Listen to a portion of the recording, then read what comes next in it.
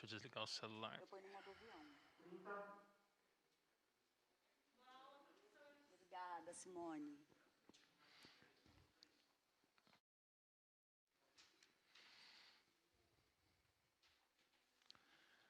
Você acha que fala os objetivos da aula? Não? Sim, parece que o secretário falou que é legal falar assim, objetivo e habilidade. Se você quiser que eu leia essa parte, que é um Sim. objetivo formal, Uhum.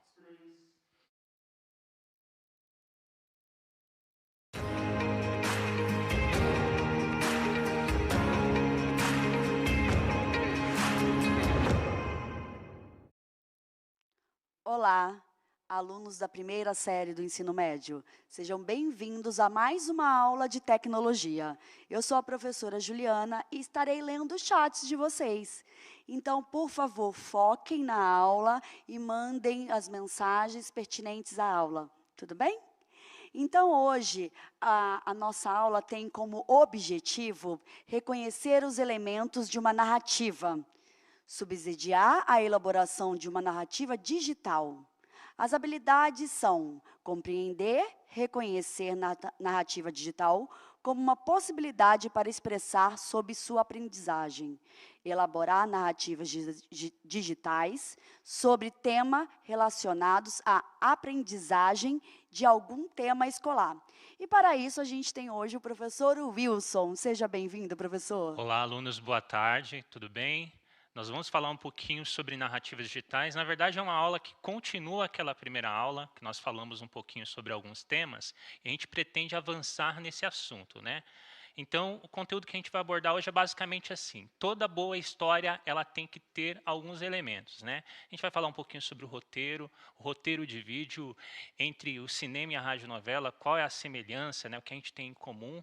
A gente vai avançar. Vamos recapitular o que a gente viu na aula anterior? Então, aparece na tela para vocês o que nós vimos, né? Nós vimos o que são narrativas digitais, a gente falou dessa importância, né? E aí vale ressaltar que ela está sendo utilizada nas propagandas, na publicidade em geral, a gente utiliza narrativas digitais. Conta uma história. A estrutura da narrativa, texto teatral e narrativas digitais, quais são as semelhanças, a gente falou. Duas formas de representar uma narrativa digital, áudio e vídeo. A gente vai falar um pouquinho hoje sobre a questão do áudio e do vídeo. A gente vai aprofundar em questões técnicas, mas eu vou tentar ser o mais claro possível para que a gente compreenda, para que a aula seja proveitosa. Onde podemos postar as nossas narrativas? A gente falou um pouquinho sobre as redes sociais, que elas podem ser postadas lá. Então, a pergunta que vale um Oscar. A gente começa essa aula de uma forma diferente, né? Começa com uma pergunta, e a pergunta é a seguinte: o que não pode faltar em uma boa história? E aí você deve lembrar um filme que você viu, uma piada que você escutou, qualquer história que foi contada para você, a gente tem que olhar o que não pode faltar. Essa pergunta vai ficar 2 minutinhos para vocês responderem, a gente retoma. Obrigado.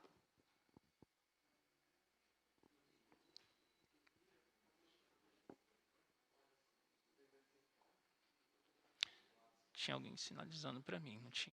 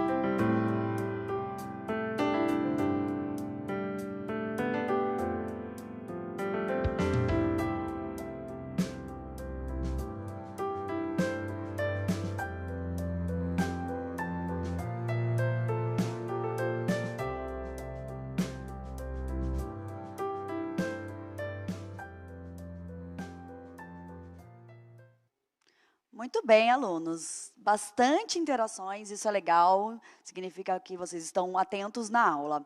Professor Wilson, bastante gente comentando sobre enredo, clímax, personagem e conflito. É legal lembrar disso, né? Porque eles memorizaram bem a estrutura da narrativa, né? A gente vê isso lá no 7º ano, a gente volta a ver isso na primeira série do ensino médio, na segunda, na verdade, vai ver durante as séries, né? Quem for trabalhar principalmente com essa parte de literatura, cinema, vai olhar bastante isso. Mas a gente pensa, o que é um enredo? Enredo é uma sequência de ações, né? Então, você precisa ter uma boa sequência de ações. Dentro desse enredo, posso ter um ponto alto, se for uma história, que a gente chama do clímax, Que é o eu posso clímax. ter mais de um ponto alto, né? Vamos pensar as novelas. As novelas, elas trabalham com mais de um clímax, né? Senão Tem a gente mais de um ponto. desencana, né? Senão a gente Sim. se perde e vai Inclusive, é embora. legal pensar na novela como um folhetim moderno, né? Que você produz capítulos, se o público não está gostando, você vai ter que repensar aquela história, reestruturar aquela história. E muita gente tem feito isso, inclusive, naquilo que a gente chama de podcast. Na radionovela, os alunos estruturam dessa forma e elaboram essas radionovelas pensando, será que o público está gostando ou não? Será que a audiência é boa ou não para aquela radionovela? E um bom personagem, né? Eu preciso ter um bom personagem. E aí vale lembrar que esse personagem ele segue algumas estruturas. A gente vai falar daqui a pouco sobre o Campbell, que ele mostra para a gente alguns modelos estruturados de personagem, mas todo bom personagem ele é uma figura caricata. Ele tem algumas características que são marcadas, né, na sociedade contemporânea, moderna, e você pensa nesses personagens que são estruturados. No humor, isso é muito mais exagerado. Você percebe a caricatura do personagem, de qual figura eu estou falando. Em alguns outros modelos, não. A gente acaba não percebendo. Mas uma boa história, ela tem que ser contada com um enredo que seja convincente, encantador. E aí vale lembrar uma coisa sobre o enredo. Eu tenho que pensar no enredo da seguinte forma: em qual contexto eu estou falando, em qual contexto eu estou produzindo a minha história? Primeira coisa que eu tenho que pensar: em qual contexto essa história está sendo recebida? Porque tem um contexto de produção e tem um contexto de recepção. E a leitura das pessoas acabam sendo outras, né? Leandro Carnal, por exemplo, ele ilustra lá com Hamlet, falando sobre o contexto de recepção e reprodução, e falando também com Romeu e Julieta, que é a história mais comum, mais batida, né? Um casal que se apaixona, que se encanta, que se conhece, e a gente acha que o tema ali é amor, mas eu tenho que lembrar, como ilustra bem Leandro Carnal, que é do período clássico essa história. Então, ela foi produzida no período classicista, que você tinha a valorização ali da família, das voltas aos valores da antiguidade clássica, esse valor do bom e do belo, a gente tinha essa retomada, mas acabou recebendo como algo moderno, como algo, na verdade, romântico, né? Aquele exagero do amor, aquele apelo romântico. A gente faz a leitura moderna. Legal, muito legal puxar para essas nossas vivências aí, né? Aí vem a Fernanda e fala algo que eu também achei importante: começo, meio e fim. Sim, nada pior que você ver um filme que não acaba, né? Ou uma série que você começa e a série não tem o Ai, fim, é um né? Alguém desespero. descontinua a série e acaba não completando. Ou pior, né? Uma série que termina, um filme que termina e depois ele começa de novo, tem aquelas séries infinitas, né? E você cria outras histórias. Mas é normal que você tenha na história a estrutura, começo, meio e fim. E a gente vai entender como começar uma boa história. Como é que eu devo iniciar essa minha boa história? Então, eu inicio estruturando primeiramente um bom personagem. Eu devo elencar esse bom personagem. Tem gente que faz estudo de personagem, né? Pesquisa, vai pesquisar até que modo esse personagem vai falar, as características dessa fala, e faz essa estrutura para poder escrever ali o que a gente chama de enredo, né? Dentro da estrutura da narrativa. A gente segue um pouquinho e vai olhar, basicamente na tela aparece para vocês assim, ó, toda boa história tem um tema definido. Então, ficar indo e voltando em temas não é algo interessante. Eu seleciono um bom tema, ótimos personagens. E quais são esses ótimos personagens? Aqueles que agradam o público, né? Aqueles que têm um apelo emocional e passional, que dizem assim, eu quero fazer parte da história dessa pessoa. Se a gente pega, por exemplo, na literatura, vários personagens são aqueles que são queridos, né? Que são aqueles que são amados e adorados. Pega na literatura infanto-juvenil, por exemplo, Harry Potter. Quem é ele? Ele é um menino comum, que tem uma vida cotidiana pacata, que sofre pra caramba, mas esse menino vai ser transformado, ele vai se tornar um herói. E a gente tem o percurso do herói, depois a gente vai falar um pouquinho, avançando em Campbell, mas ele tem um caminho ali. A gente tem um enredo organizado. Essa história ela tem a sequência, como a Fernanda colocou lá, tem começo, meio e fim. Tem um conflito que será resolvido. Se eu apresento um problema, eu tenho que resolver esse problema. Eu tenho que organizar esse problema. Geração de surpresa. Se eu não tenho surpresa, as pessoas não se cativam. Se a história é parada demais, é monótona demais, as pessoas não vão querer continuar ouvindo ou assistindo aquela história. Conexão com o leitor. Então, tem que fazer conexão com aquele que está lendo. Então, por isso que eu tenho que definir qual que é o meu público. É para uma criança que eu estou escrevendo, é para uma criança que eu estou contando uma história, é para um adulto que eu vou contar. É claro que eu posso fazer histórias que falam com diferentes idades, mas aí eu tenho que entender muito de literatura. A gente pega o exemplo, Alice no País das Maravilhas. Né? É uma história que parece infantil, mas ele fala basicamente sobre coisas da sociedade. Fala assim, quem manda é o coração, é a cabeça. Por que eu tenho que eliminar a cabeça? Porque eu elimino a razão. Quem é o coração? O coração é aquele que manda na minha vida, é aquele que me impulsiona, são as minhas paixões. Continuando, adequação ao público. Né? E aí, quando eu falo adequação ao público, eu tenho que lembrar, existe um auditório, lá na retórica a gente coloca dessa forma, que é universal, que eu falo para todo mundo, mas existe um auditório que é particular. Dependendo do tema que eu vou tocar, dependendo do assunto que eu vou tocar, eu tenho que lembrar que esse auditório é um auditório particular. E aí, dentro dessa particularidade, eu vou fazer as escolhas linguísticas, né? Fazer as escolhas do meu personagem, da estrutura desse personagem para contar essa história. Se é um tema religioso, eu vou ter que escolher as particularidades da religião. Se é um tema político, eu vou ter que escolher as particularidades da política. Se é um tema que agrada só o público infanto-juvenil, eu também faço essa adequação. Então, para cada público, eu faço uma adequação da história. Então, seria, na verdade, aí, a história de um sucesso, né, de um enredo. Mas vale lembrar que as histórias universais acabam agradando mais a população de forma geral. Tipo de história. Aparece para vocês agora na tela o monomito. Né? O que seria um monomito? Campbell define assim. Em sua obra, O Herói de Mil Faces, explica o modelo das narrativas de herói. Em resumo, temos uma pessoa comum que parte do seu dia a dia, corriqueiro e normal, conhece inimigos, inicia descobertas de forças fabulosas e, após duras batalhas, vence o conflito e retorna às suas origens. Claro que eu estou colocando aqui de forma muito resumida. Então, a gente tem bem resumidamente aquilo que Campbell está falando.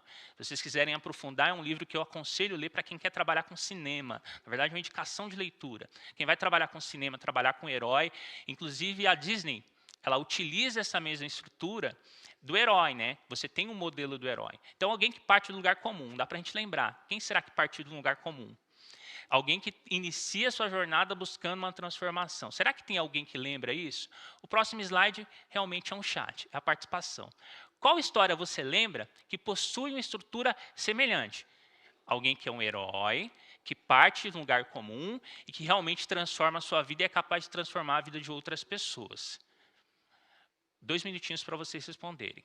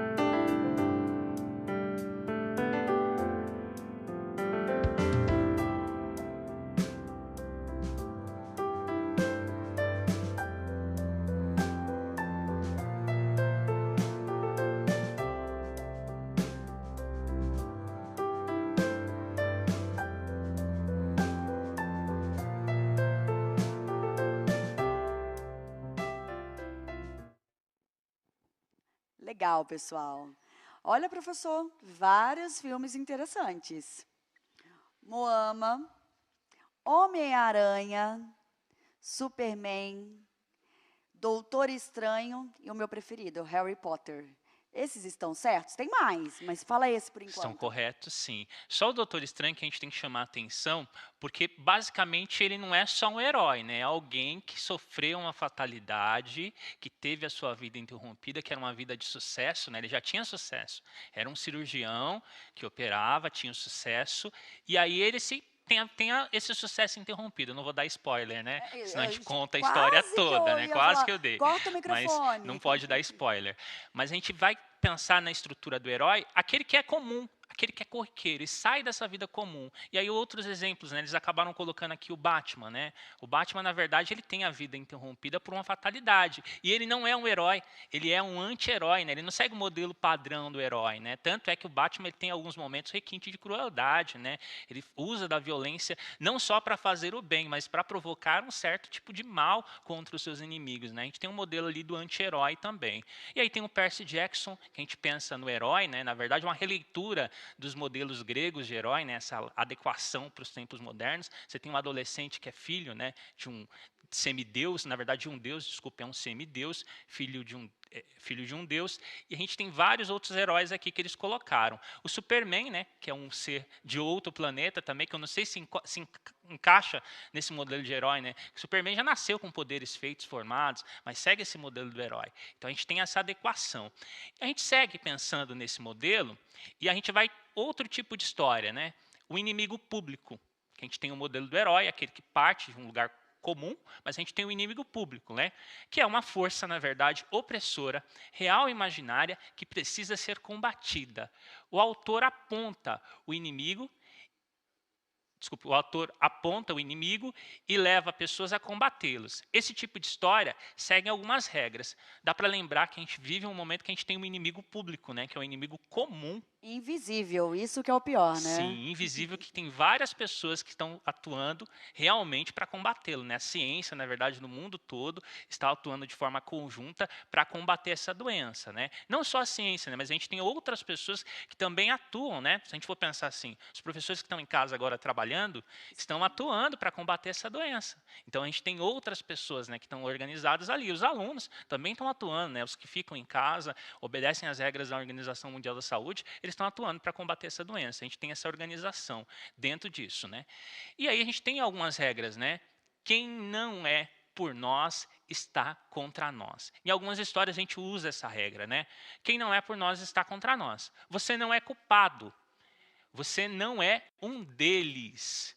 Há um segredo que não querem que você saiba. Então tem algumas histórias que basicamente é dessa forma. Se a gente for pensar, essa história do inimigo público, ela também se encaixa em um outro tipo de história, que não é bem uma história. Os livros de autoajuda. A gente tem esse modelo nos livros de autoajuda, né? Que você não é culpado, você não é um deles, principalmente naqueles que pregam a questão do sucesso, né? Se você quer ser exitoso em algo, você tem uma história sendo contada ali por trás desses livros de autoajuda que diz dessa forma: há um segredo que não querem que você saiba, né? Quem não quer ficar rico? Quem não quer enricar? Então, essa questão do segredo que não quero que você saiba, ela vai estar presente muitas vezes no livro de autoajuda. Em outras histórias, a gente acaba utilizando essa questão das narrativas para contar uma história, para contar um segredo. E a gente vai avançar para uma pergunta, né? Qual história você lembra que possui essa estrutura semelhante no inimigo público? E aí vale lembrar do cinema, né? A gente tem filmes que têm essa questão do inimigo público e inimigo comum, mas pode ser da literatura, literatura infanto-juvenil. A gente vai pensar nesse modelo. 2 minutinhos para vocês responderem.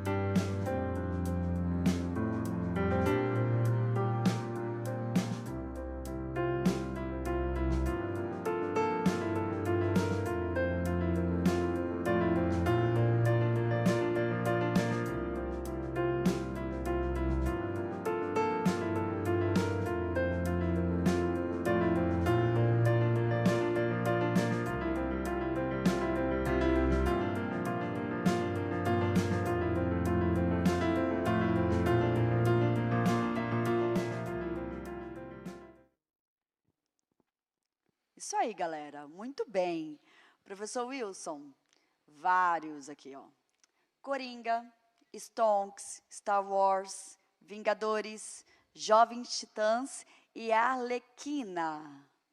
São várias histórias que são bacanas, né? Se a gente pega, por exemplo, o Coringa, é interessante pensar que ele, na verdade, é um vilão e ele ganha, na verdade, essa questão do herói, né? Ele O acaba se virão tornando... querido. É um vilão querido, né? Na verdade, vários vilões acabam se tornando queridos e acabam se tornando, às vezes, até protagonistas de algumas histórias. A gente viu em algumas novelas, modelo acontecendo, né? Alguém que era para ser um vilão acabou se tornando um herói. A gente tem Star Wars, né, que é uma história clássica, na verdade a luta que é representada ali no Star Wars, ela é conduzida de uma forma tão brava que você vai ter vários filmes, uma série de filmes produzidos pensando nesse modelo de inimigo comum, inimigo público ali, Jovens Titãs, Vingadores, Arlequina.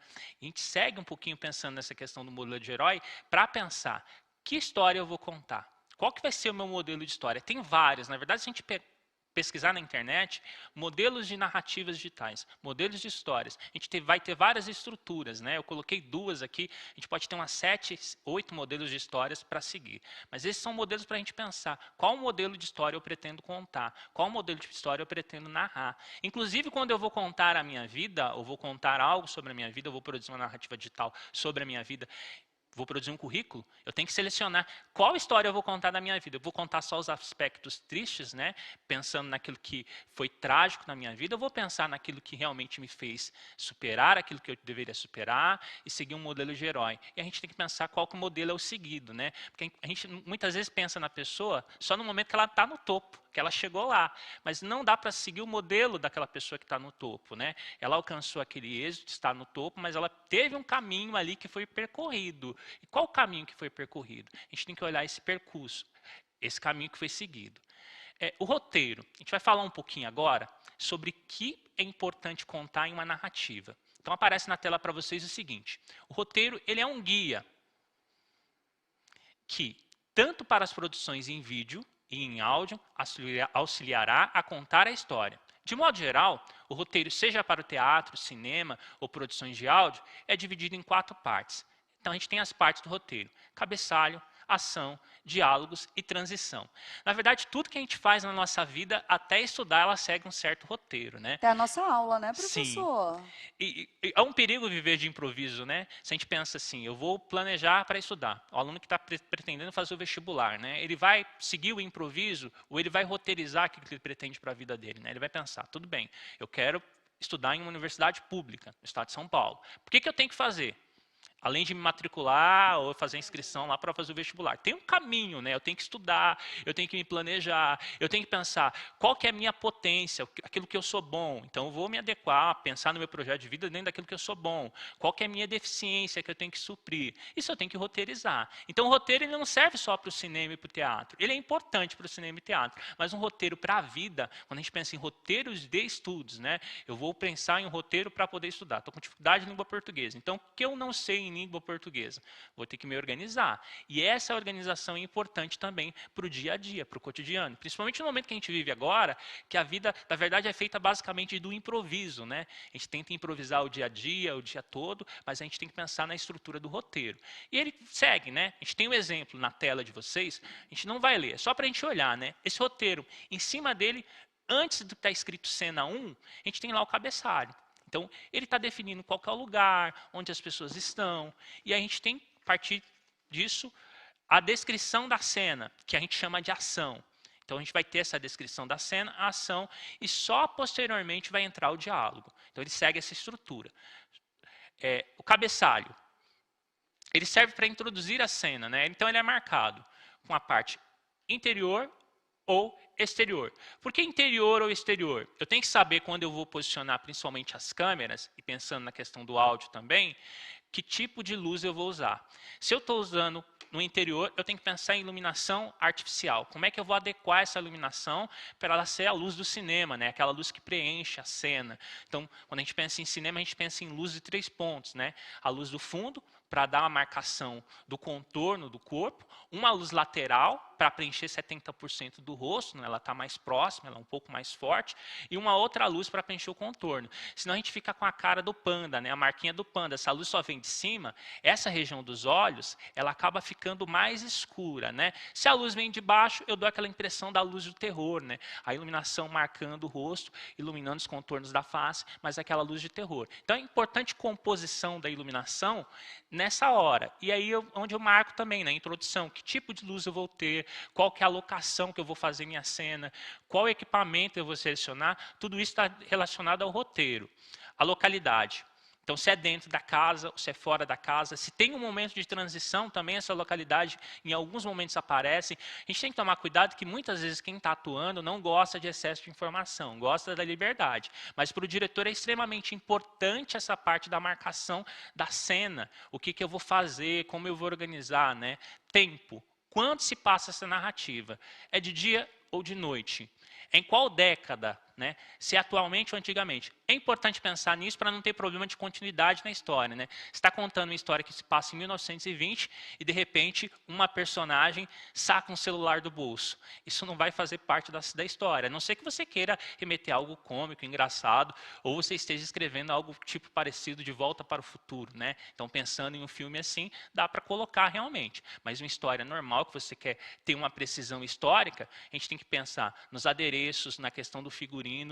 Tem uma questão também sobre a maquiagem, e principalmente uma dica que vai para quem vai fazer filmes que são um pouco mais longos, é que normalmente as pessoas são fotografadas com a maquiagem, para não ter problema de continuidade. Fotografada com a maquiagem e fotografada com aquela roupa. Porque o maquiador ele precisa ter um ponto de referência, tem que saber, eu vou fazer aquela maquiagem exatamente daquela forma, o cabelo tem que estar daquele modo para ser aquele personagem. Então a gente precisa ter uma certa fidelidade aí ao estilo. A ação.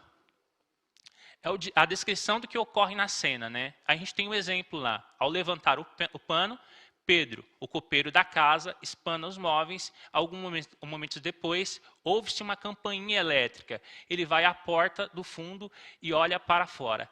Isso é importante pensar, porque muitas vezes quando você vai fazer a edição final do vídeo, ou a edição do conteúdo, você tem que pensar, eu preciso ter um som de campainha. Essa campainha vai mostrar, depois que tocou a campainha, vou mostrar a face do Pedro, ou vou mostrar a porta para remeter que é a campainha da porta que está tocando? Qual que vai ser o ângulo da câmera que eu vou selecionar? Então isso está importante também, está descrito ali dentro do roteiro. Né?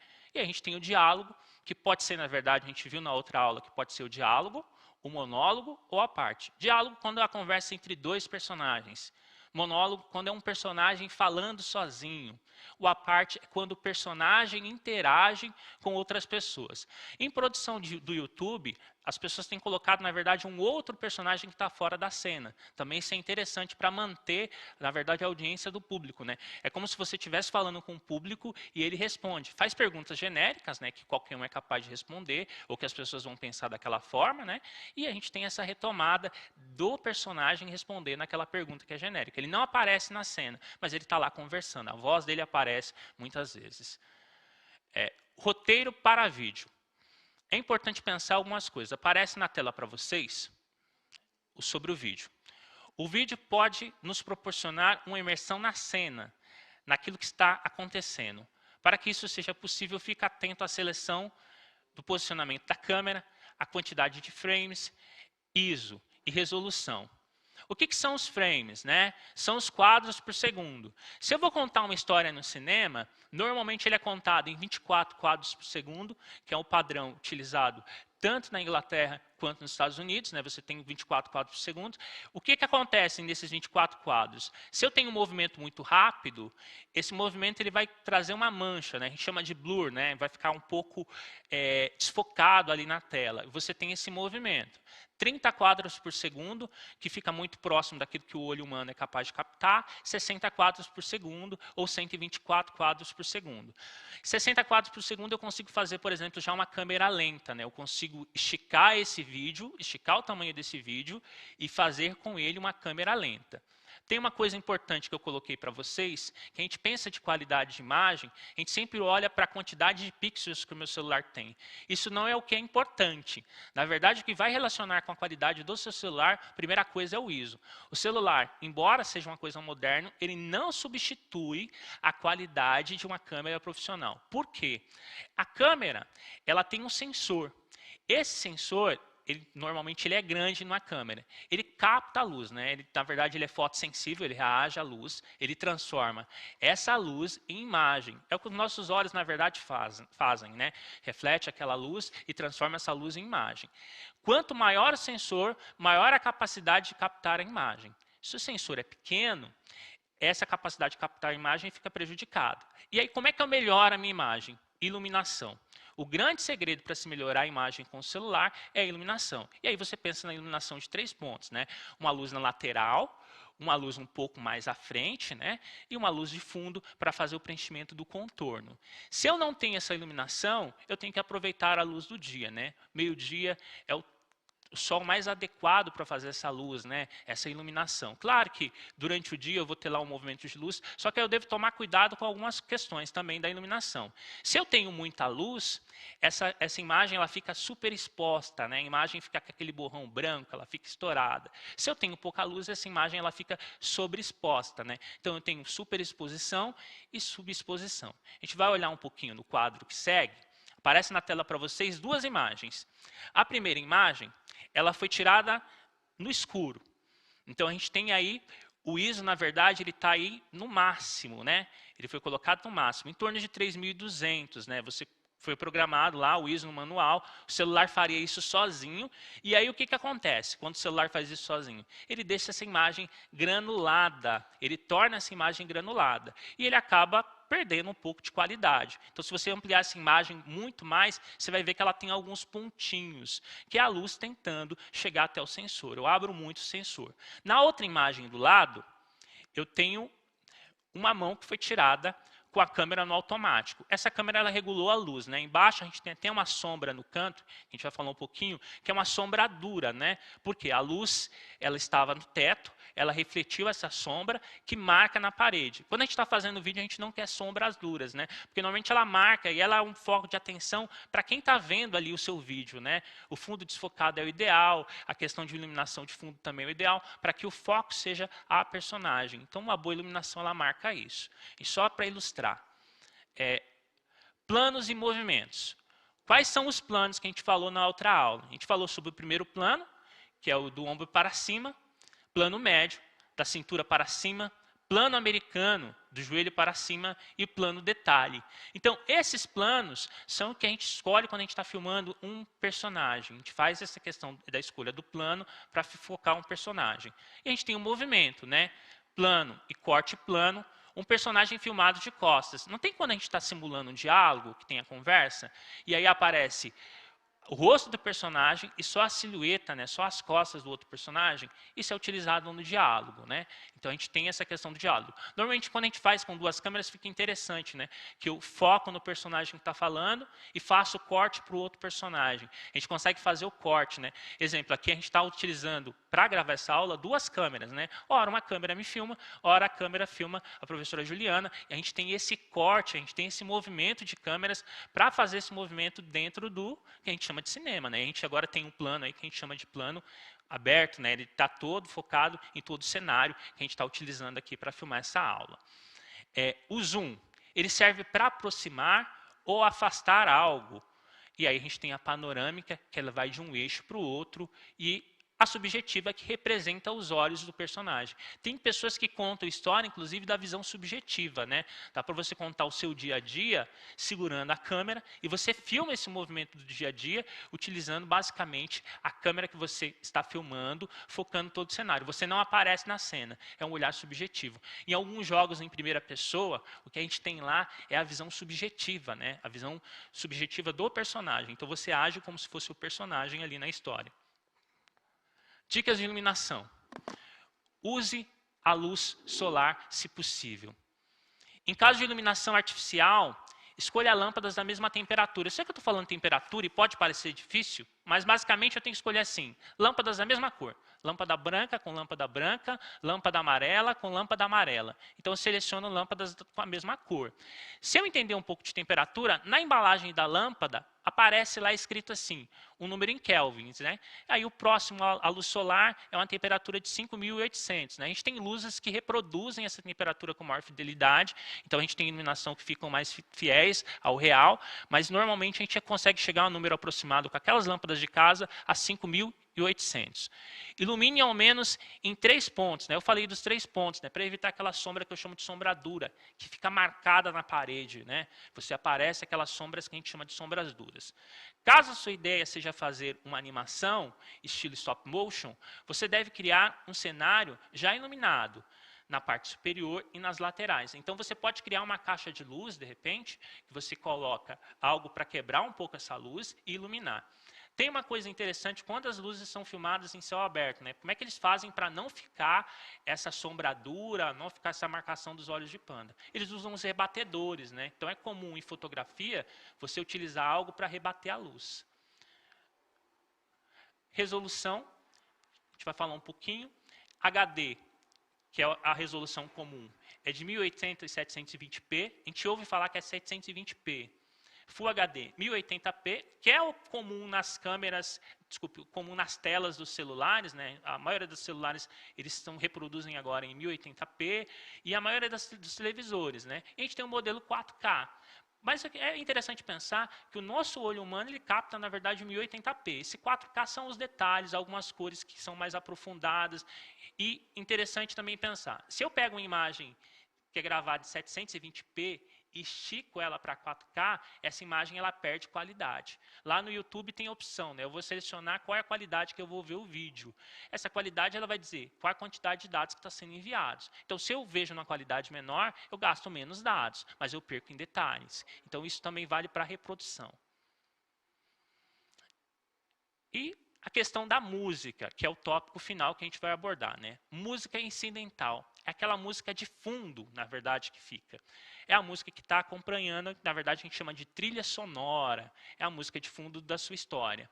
Efeitos sonoros são os sons criados de forma natural ou artificial para contar a nossa história. Então, por exemplo, o som de uma campainha elétrica pode ser capturado para auxiliar a gente a contar a nossa história. E esse momento do chat, eu vou deixar para vocês pensarem. A gente não vai fazer esse momento de interação agora. Mas qual que seria a trilha sonora da sua vida? Se você quiser publicar isso, fica interessante você interagir, né? Coloca lá na rede social, Centro de Mídia São Paulo, ou CMSP, qual que é a música da minha vida? Qual que seria a trilha sonora da minha vida, tá? A gente não vai responder, não vai fazer isso, mas a gente vai retomar. E a gente tem os formatos de áudio, né? Wave, MP3, qual que seria a melhor qualidade? Sempre escolha a melhor qualidade. Juliana, está chegando o finalzinho da aula. Espero que essa aula tenha sido proveitosa para vocês, né? A gente agradece a atenção. Esperamos que vocês aproveitem as dicas que tem aqui nessa aula. Mas é interessante, quem estiver interessado em cinema, estuda. A gente precisa cada vez mais de profissionais capacitados que estudem sobre isso, né? E é uma coisa de pensar no projeto de vida de vocês. Muito obrigado. Eu que agradeço. Tchau, pessoal. Até a próxima.